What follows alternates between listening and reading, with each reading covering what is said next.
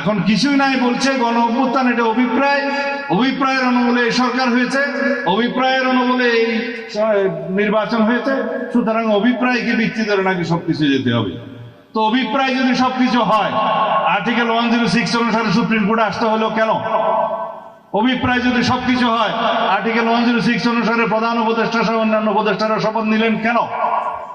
যদি সবকিছু হয় তাহলে পরে আইন প্রণয়ন করে আপনারা ভোট দিতে হলো কেন?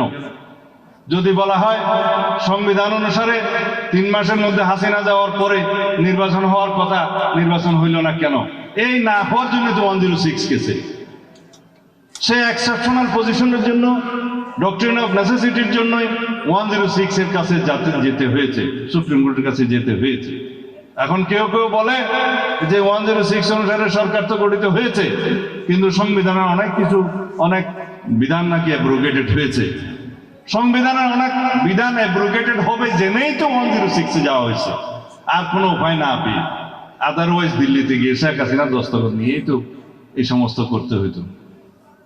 এখন আমাকে অনেক কথা বলে যে এত ভোট পেয়েছিলাম আমরা, নিয়ে যাওয়া হয়েছে। আপনারা স্বপ্নে দেখেন কিভাবে? স্বপ্ন দেখারও তো একটা সীমারেখা আছে।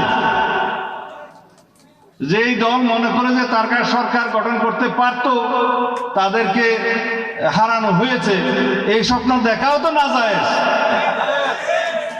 একটা হদ, একটা সীমারেখা থাকে।